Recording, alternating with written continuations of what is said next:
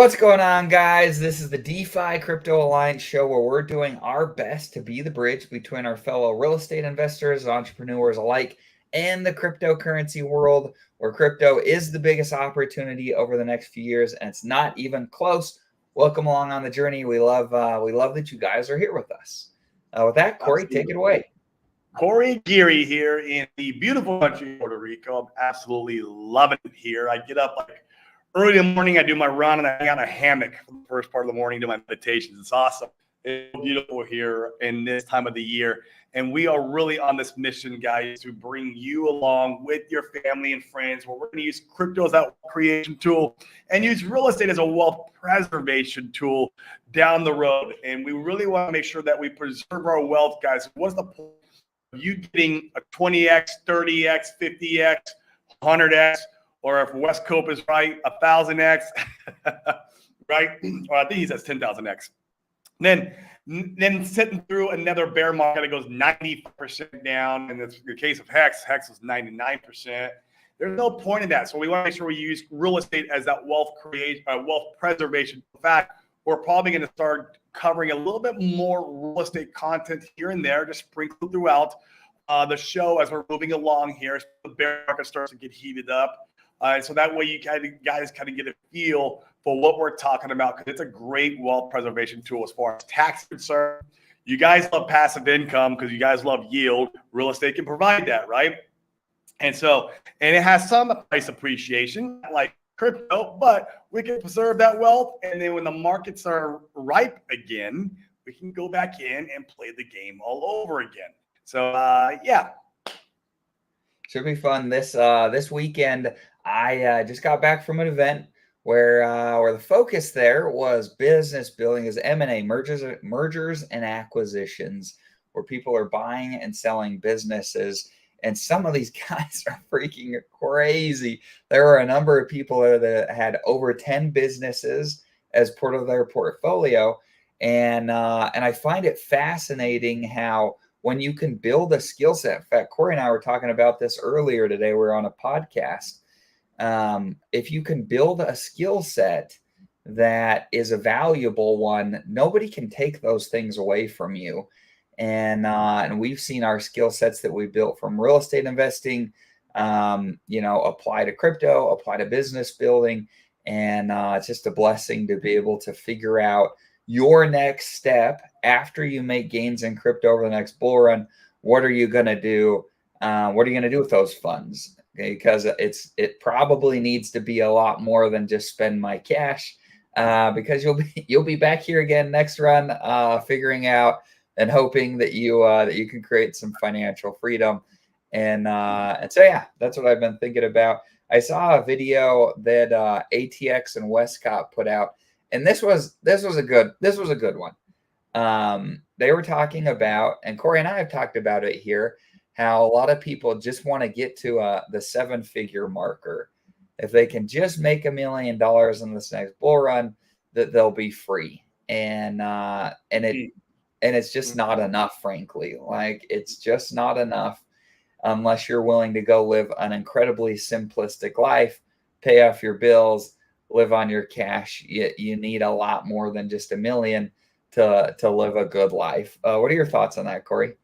I mean, if I want to live in the Philippines with like no cost of living and no,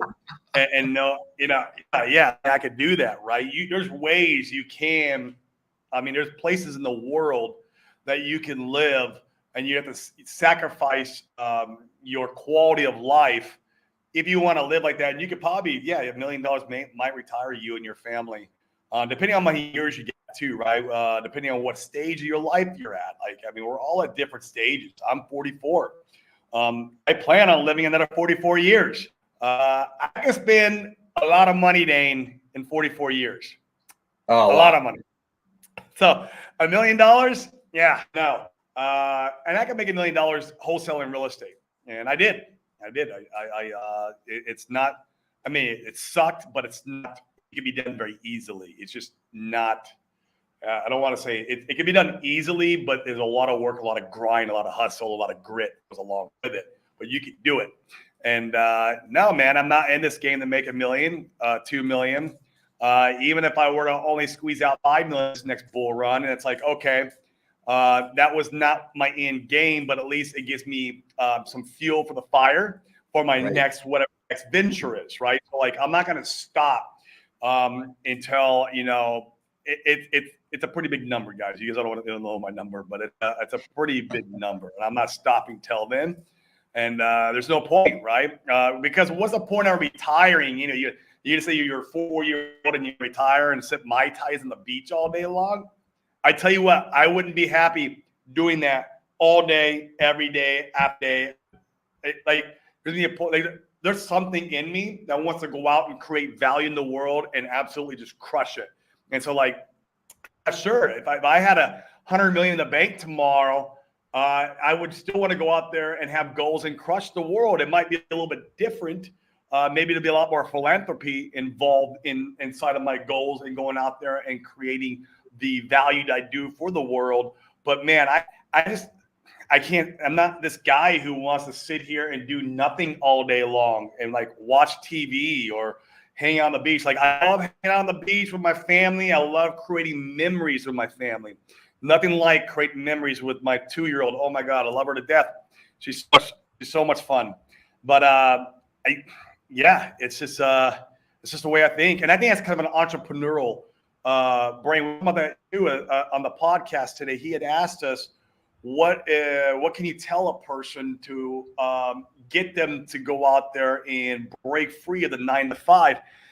Honestly, man, I don't know if there's anything you can tell anybody something to break free. It's something inside of us, like the entrepreneurial gene, or I like to say we have a little bit of screw loose of going out there and wanting to create value for money. It's in everybody. And some people, like, I have old friends, and I used to work in the casino business for a long time. I mean, I got friends. They're happy just going out drinking and trying to get laid, and that's all they do. And like, then they go back to work and they're always hungover. Then they're going out drinking again. It's like, that's their cycle. They're completely happy in that cycle, like doing what they're doing. They never have dreams of like, oh, how do I go out and make $5 million?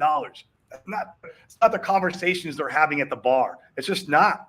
So it's I think it's something in us, man. Agreed. So Sami made a great tweet. Shout out to Sami, where he was talking about the hope stage in the Wall Street cheat sheet that he was insinuating that he thought we may just be in the hope stage for this next crypto bull run. And I think it's interesting, depending upon whether we're going to see a quicker cycle this time or a more elongated one, or one right on track like the last few. This of course can vary. Corey, where do you think we're at? What are your feelings from scrolling Twitter and talking to friends and family? Where are we at? Yeah, I do feel like we're in that, although it's right on target. Like, if we were to put the Bitcoin halving on that chart, I wonder where it would lie. Would it lie in that, like, it wouldn't lie in the thrill. It would lie in the, I got to enlarge the screen. Oh, let me see if I can zoom in. Hold on. Okay. Yep. It'd be funny to see where Bitcoin halving falls out. Optimism. I bet the Bitcoin halving is in the optimism stage, where like you do get a bit of buy the rumor, sell the news, and then it kind of like goes up from there.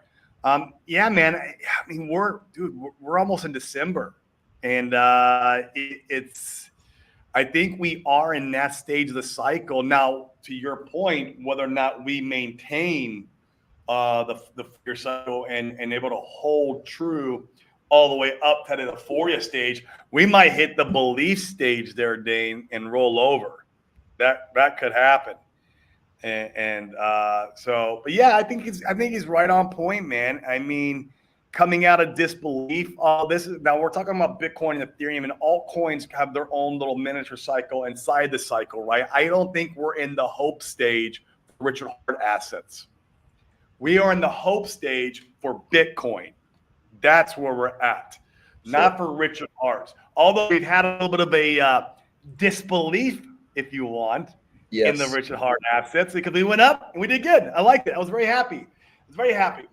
And we kind of been having to sell off, I guess. Mr. Alex E. Hexwell had a nice little sell off yesterday. He capitulated. Right. And we all knew he was going to, but now we need Bank X to capitulate completely, and then we can get on with our lives. Either way, I mean, that's where we're at. We're still in the washing machine with the Richard Hart assets between disbelief and it's going forth. We're now hope. I think Bitcoin, man, yeah. And it'll be interesting to see. A lot of people are saying that people are front the news on the Bitcoin ETF. I think the Richard Hart assets, I think they were going up for this last few weeks because people are front running the news on Richard Hart's case dismissal. You heard it here, folks. That's my speculation, and I can be wrong. Sure. November 28th comes, and it's like, oh, Gary, again, this is out. Right. That'd be so wild. But who knows? Who knows? Yeah, man. This doesn't mean that our assets are going to be in the hope stage. Not yet.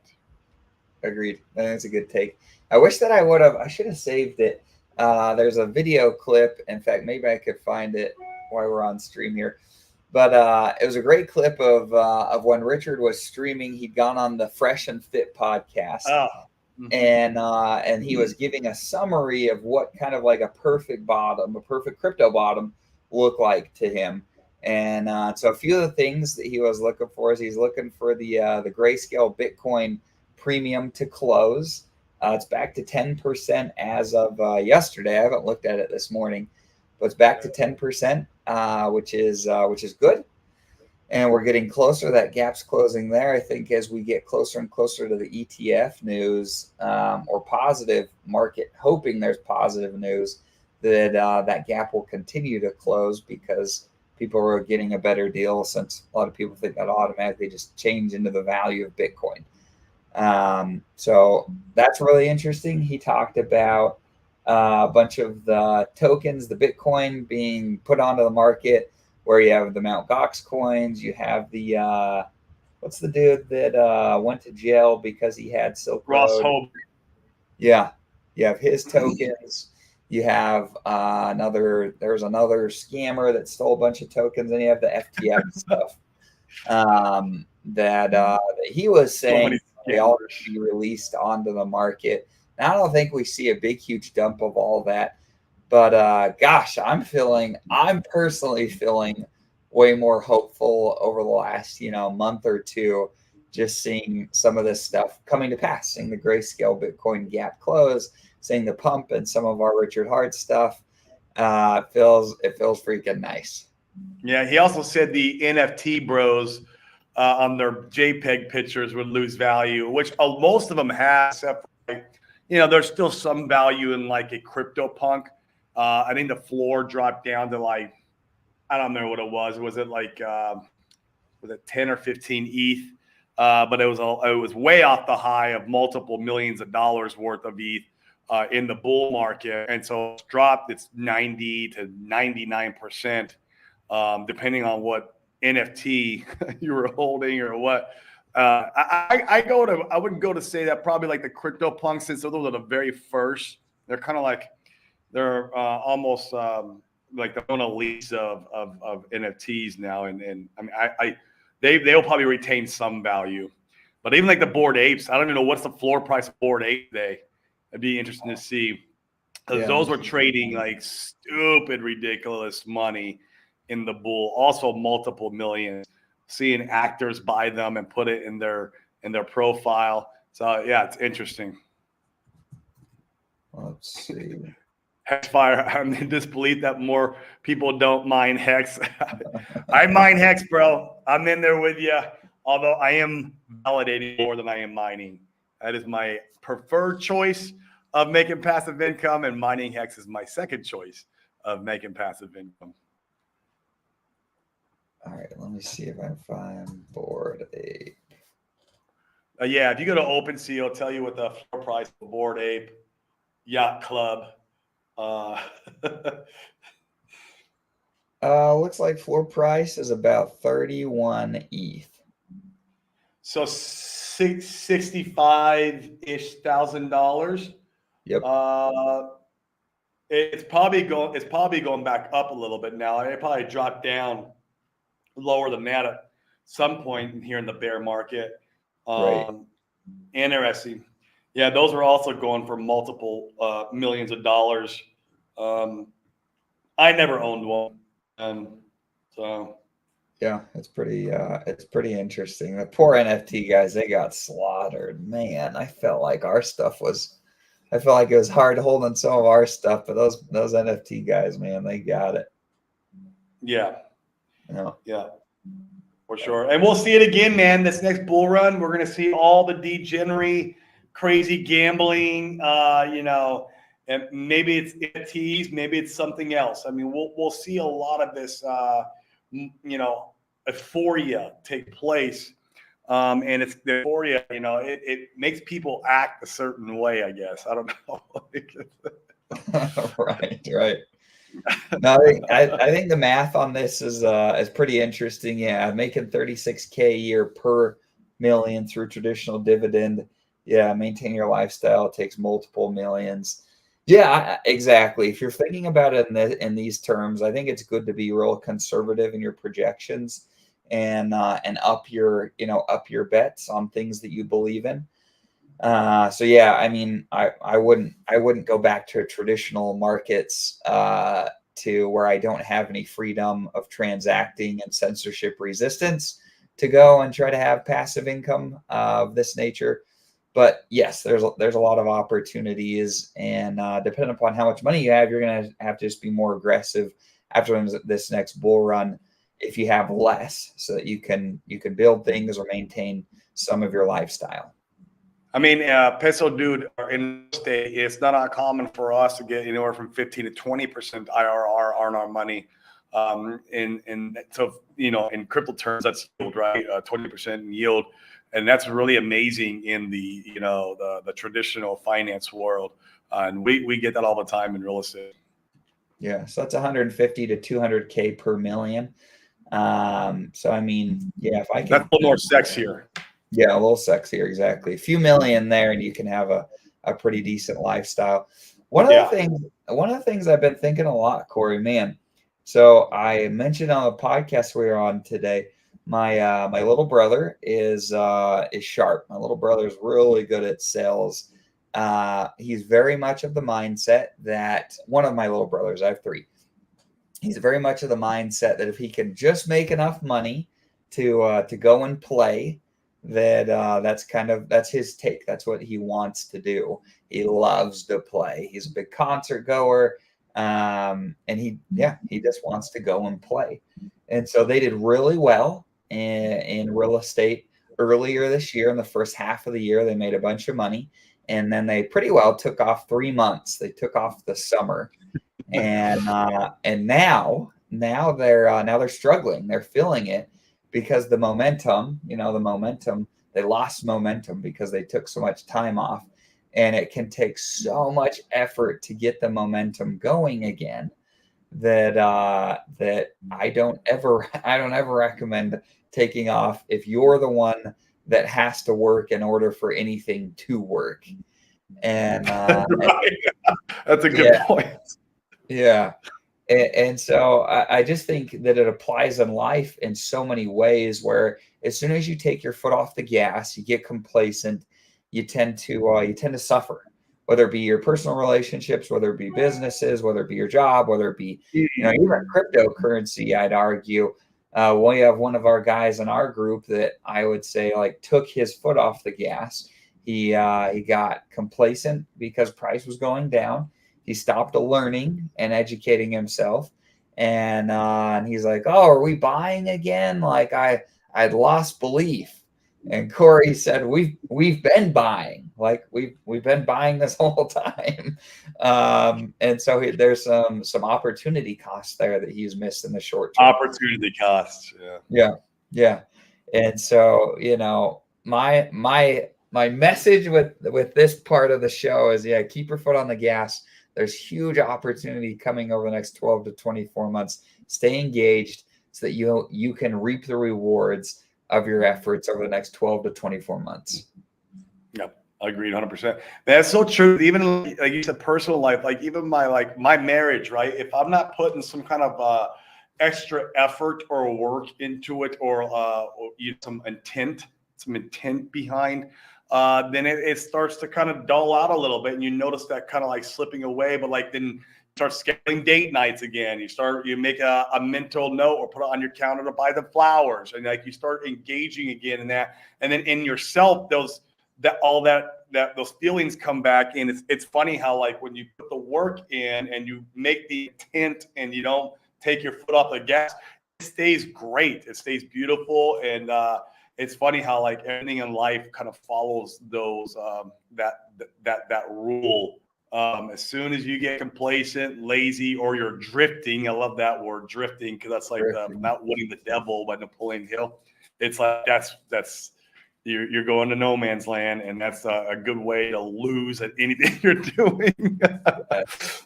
Well, I think that's why you see so many people like hit the lottery or do well in crypto or make a bunch of money in business. As soon as they take their foot off the gas, they start to get complacent, and many of them lose their wealth because it's not something that is maintained by sitting on the beach and doing nothing. You have to stay mentally engaged. You do. You have to stay mentally engaged in order to continue to grow your wealth. And it doesn't need to be the same engagement that you had in order to get that wealth, but you have to stay engaged. Yeah. They had one skill set or mindset to obtain wealth, and then another skill set or mindset to obtain and maintain. So one skill set mindset to obtain, and then another skill set / mindset to obtain or obtain and maintain. Sorry. Obtain and maintain. So yeah, you guys will understand what I'm saying. But yeah, it's different. I've learned the hard way, right? Like I've come into a lot of money, and then I've made a lot of bad decisions, like financially. Like you'll learn. And yeah. Yep, absolutely. Yeah, Red Squirrel nailed it. Still working. Never stopped. Haven't have not hit my target yet, or not hit my target yet. Love it. Oh, Red Squirrel, you're in Tetra, bro. I don't know what you're worried about.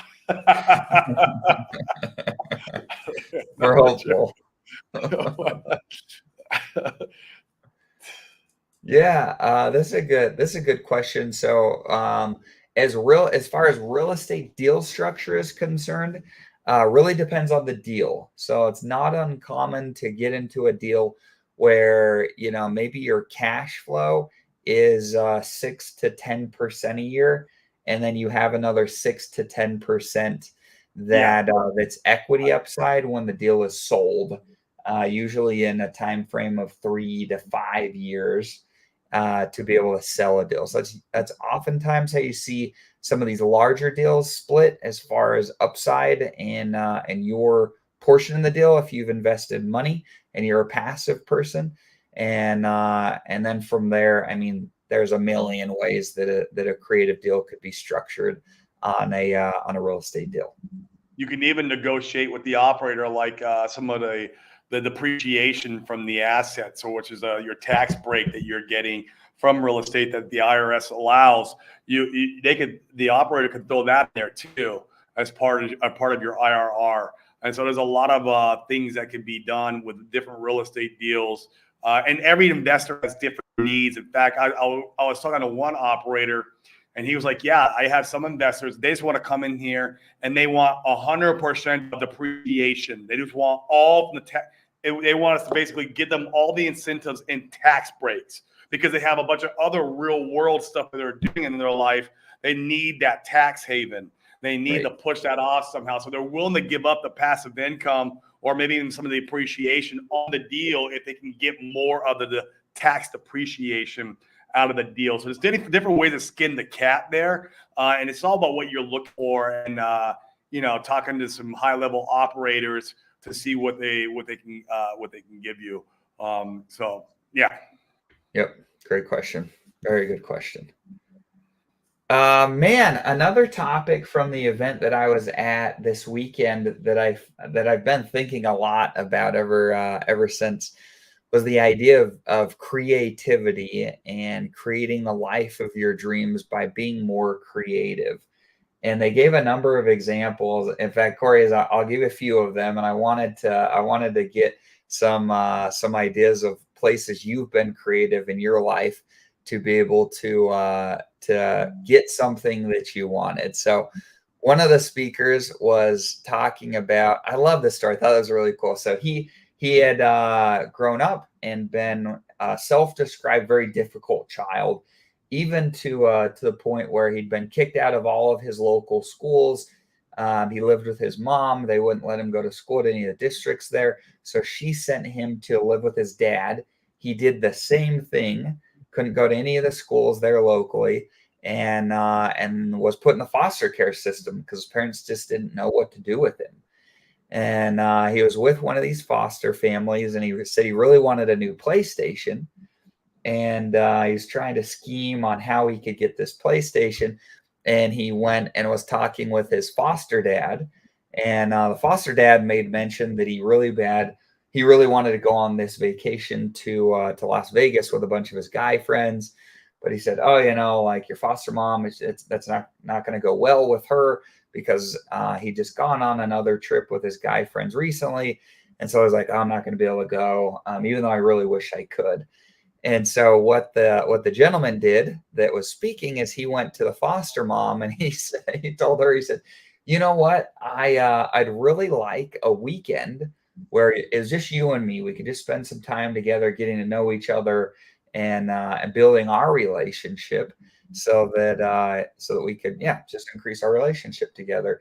And she said, "Well, what about your foster dad?" And he's like, "Well, I could spend some time alone with him later, but let's just spend time, you and me, this weekend." And she said, "Gosh, I guess we're going to need to find a way to get rid of him for the weekend." He's like, "Well, yeah, let me talk to him." So he went back to the foster dad, and he's like, "Hey, I got your freedom for this vacation to go to Las Vegas. I just need a PlayStation since I facilitated." Yeah. And he got one, which was a great story. He also gave another example of they were out there flipping a house. And for those of you that haven't been in the flipping game, technically in most cities, you're supposed to go and pull permits to do anything more than like replacing carpet and paint. Generally speaking, is a good Is that general. what we're supposed to do? Most of us, however, though, do not do that, or I say many people do not do that for a number of different reasons. The main one being that the city can be an Number of different absolute reasons. nightmare to work with, and it can slow your project way down. Yeah. I mean, by Yeah. months, and cost you money. And so, A lot of money. yeah, a lot of money. So he'd flipped his house. He said they were pretty much done, and the city came and red tagged him, which essentially means that they found you out, that you had done this work on this house without pulling permits. And the city worker that he was speaking with said, "Hey, like we could come in and we could have you tear down all the sheetrock so that we can inspect what's behind the walls if we really wanted to. However, we're having enough of a problem with this, and electricians are creating fire hazards, that if you just give up your electrician, we'll only ask you to do some minor things on the house." And so the guy's like, "Well, okay, I guess I've got to give up my electrician to the city, and they're gonna use him as an example, so that I don't, have to go back down to studs so they can inspect." And so he's thinking about how he can solve this problem. His electrician's been with him for years, done good work. He can't give this guy up. And so he called his business partner. He said, "I've got it. What I want to do is I want you to go on the county records. I want you to look in the city where we did this flip for any electrician that pulled permits to do a job in the last 6 to 12 months, and then cross-reference their names with obituaries. And we need to find an electrician that's died that we can turn in." And so he cross-referenced these electricians, and then called a bunch of them and said, "Hey, like so and so's done work for me. I need some more work done. Can they help me?" And they'd say, "Oh no, he passed away." And they'd say, "Oh, is there somebody else there at the company that could help me?" And if the people said yes, then they just hang up and they move on to the next person until they found a guy that was a one-man show, and they said, "Oh, like there's nobody else. He just worked by himself." And so they turned that guy in because there was no downside. He died. I was like, man, that was a stroke of genius. I love that there. That was pretty creative. So Corey, give us an That's just example. that's the Yeah. entrepreneurial spirit. You know what I mean? That we all have to kind of figure out how to get out of life's little problems. I mean, and in fact, being an entrepreneur, what you are is just a problem solver. That's it. Right. You're just a glorified problem solver, and you're out there trying to create value in the world, and you're going to have problems every single day. In fact, we make our own reality, and I know we don't talk about books a lot on here and talk about other mindset stuff. Maybe we should talk more about it. But like, if you guys haven't read the book, Breaking the Habit of Being Yourself by Dr. Joe Dispenza, that's an amazing book to try to like rewire the brain and get you thinking in a different way. And not only that, to be able to attract success into your life. And I tell the story of like when I was wholesaling real estate and doing a little bit of fix and flipping at the time. I was really struggling, and I wasn't making a lot, and I had 5 employees at the time. I was doing okay. But when I read that book and I started implementing all the practices in that book, and in fact, I'm doing it again here because I have some other stuff that I'm trying to achieve in my life that book will help out a lot with. I know you've been doing it too, Dave. But I started implementing that stuff. My company, through the book's practices, it was just my habits changed, my life changed. I started making over 6 figures a month on a consistent basis after I started implementing the practices in that book. So, we create our own reality, guys. Everything we have. So the money in your bank account, you created that. The relationships you have in your life, you created that. The car you drive, you created that. We're our own creators and everything in life. And you have this opportunity in life to grow and create whatever you want. I mean, I have a beautiful Chinese family and I live in Puerto Rico. I created that. I love it. I love my life. It's so amazing. And I do crypto all day long. And, it's awesome. I created that. And so just remember that. And yeah, part of that creativeness comes from that. That problem solving that entrepreneur needs to have. Yep, absolutely. You nailed it. And for you guys that haven't read the book, Breaking the Habit of Being Yourself by Joe Dispenza. I'd recommend going and getting it immediately. You can even download it on Audible. That's how I do pretty much all of my books. Is if I can't listen to it, I don't tend to read it. But that book has been very impactful for me too. So heavily recommend going and checking it out. And in fact, he talks about how, like you said, Corey, you're the one that's created the life that you live in now. And you can change the ways that your mind thinks and the things that your body feels and create a life that you're really happy with. I had this huge turning point when I was back in high school. And I had a sports psychology class, and he took us through a few different meditations throughout the course of that class. And we'd get to the end of the meditation, and he would have you create it was a mental blackboard. They didn't have whiteboards when I went to school that I can remember. It was a mental blackboard. Oh, that's right. Okay. Yeah, because chalkboards. Okay. Chalkboards. Yep, chalkboard. So he'd have you create that, and then like in your mind, you'd write things about yourself that you thought that were negative, and then you'd erase it, and it would be gone. And he created this mental framework, and then he said you could come back here at any time and change anything that you want about yourself if you just come back and spend the time. And so from that class over the next year, I did this, where I changed my brain, where I have almost no negative self-talk. Like I very, very rarely think negative about myself, because I changed how my brain works. in the Joe Dispenza book right now, I'm changing some of the things that I feel. So like occasionally I'll get anxious about something that occurs in my life, and from the book I'm learning how to change. I've changed my brain. Now I can change how my body reacts to things, Yep. and have the whole package. So heavily recommend going and checking that out.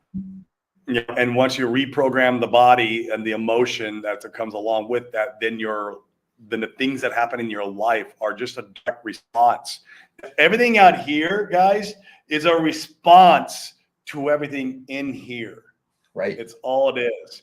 So it's just a mirror. It's one big giant mirror. We get to create it. We get to be. That's the most beautiful thing about life. And I don't want to get too like religious here on the show, but I really believe like the God in the universe put us here to learn how to do this at a much higher level as we get older. Right? And the more older we get, the more we're able to do it. The more I realize that it's just phenomenal. So we're way off crypto today. No, this is good. I've been manifesting insane gains for all of us, guys. So we're here. I'm doing my part. There we go. There we go. Now, now the 10,000x or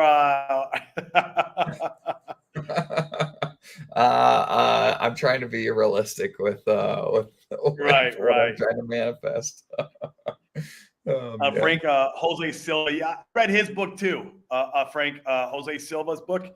Yeah, it's a lot of same concepts as Joe Dispenza, but I feel like Joe Dispenza goes incredibly deeper than what Jose Silva does. But Jose Silva's got a whole lot of program and he's good too. Okay. Very cool. Nice games for everyone. Right. Yeah, Drew asks, you would categorize yourself as Christian, wouldn't you, Corey? Oh yeah, for sure. Yep, me too. Cool, guys. Well, it's been fun. We ended up on some really life impactful topics today. In my opinion, Frank was dropping the bombs with some excellent books. So go back and check out some of the books that he recommended. Tom kind of gave a testimony of how Joe Dispenza's book has impacted him positively. If you're not using these things now and you get rich in crypto in the next 12 to 24 months, you are not going to maintain that wealth. And so we want to try to give you guys a framework through which you can teach your brain and your body to be ready and open to those good things, and have a plan to be able to preserve all of it and mitigate your taxes. So yeah, with that, that's probably a good place to end. Is there anything else we need to talk about today, Corey? I love it. No, that's not it. Someday this week, I'm not sure what day yet. We should have Big K on. I know we've been saying that for the last couple of weeks, but he's a busy man with his family out here in Puerto Rico. So we should have him on. And that's about it, man. You know what? We should have Sprock Burger back on Tuesday time, or he could do some nice TA for us and show us some of his bearish divergence, which for me, Sprack, it's no surprise. We had a nice little run up. It's time for us to have a little pullback. Like it's just, I think it's right on cue where we need to be. And it gives you guys the opportunity. Remember, you're supposed to be buying red candles, not buying green. I know a lot of you guys probably bought green this last couple of weeks when FOMO was kicking in, which is fine. I get it. Right now is the time to start buying. When we're starting to have this pullback, when we see the bearish divergence playing out, and maybe Spracken can like come on here and explain where he foresees us touching down at before taking off again, because that's really where the rubber meets the road. It's like, okay, if we're going to go down, it's great. Of course we're going to go down. Nothing just goes up forever. Where do we go back to, and what level, and what level's healthy before we start taking off again? So that way I can plan my DCA around that level. And you don't have to be perfect, but that's never buy green candles, guys. Always buy red. So yeah, he says that this is a healthy market. Yeah, Bobby asked a question. I meant to come back to this, Bobby. So the sell-off of Pulse and PulseX, all the liquidity is bonded between Pulse, PulseX, and Hex. So you're seeing the big EHEX sell-off, which is impacting everything. And so that's my take on why we're seeing everything down a little bit over this time frame, is because Alex, the quote unquote whale, tried to pump and dump, and here we are during the dump. He didn't pump and dump on me, I'll tell you that. No, me either. Me either. Absolutely. Yeah, cool. Healthy market. Yeah, Yeah, that's it, man. appreciate I your mean, help. it's even Alex E. Hetzwell is part of a healthy market. Like a lot of people are like, even Silver, and I love Silver. I love because he's been really spot on a lot of things. Very clever guy. But like he's like basically cussing out this E. Hetzwell. I'm like, it's just natural part of a market where a guy's going to come in and buy up the supply and try to like, hopefully people come and buy after him so he can dump it onto the market. That's part of the that's just part of this whole thing we call markets. You're gonna have guys like that in your ecosystem. You're gonna have guys who have diamond hands. You're gonna have all it all makes it up, all this stuff. So to me, it's all part of where we're at in the market cycle. I think it's perfectly healthy. And yeah, if anything, it was good for us. Instead of and I think it was what do you call it? Positive instead of a negative. Net positive instead of a net negative. I really think it was. It got the limelight back on AHEX. Everyone thought it was dead. It got people, buying it again, and we'll see. We'll see what happens. But I mean, I think he's out actually. Alex the EHEX well. I think Was he out? he's out of Hex now. We still have the Bank X guys with their bags, and yeah. So we'll see. We'll see, man. I mean, I kept my EHEX stakes. So I'm not buying EHEX, nor did I buy any, when it was at its very low. But I do have my EHEX stake. So I hope it does. I hope it does have some kind of, I'm not on one side or the other, really. If it doesn't, then I hope all that liquidity goes into PHEX. Because like, what does it matter? Like, okay, are we going to have like a dollar PHEX and then a zero EHEX, or if we have 50 cents PHEX and 50 cents E, it doesn't even matter. So, I mean, the liquidity is going to be there one way or the other. Like, I don't know. It's like, I'm just along for the ride. And I'm not going to try to guess which one's the winner. So it's like, whatever. Sure. No, I like it. I think that's a fair take. Cool, guys. With that, we appreciate you being on and all your feedback. We'll catch you guys tomorrow. Peace, guys. Brizology on the top. On the top. Did he just show up every time? On the top, man. Brizology. You're like, dude, can you? He's got to be a top signal in markets too. We got to make sure we follow Brizology, guys. That's right.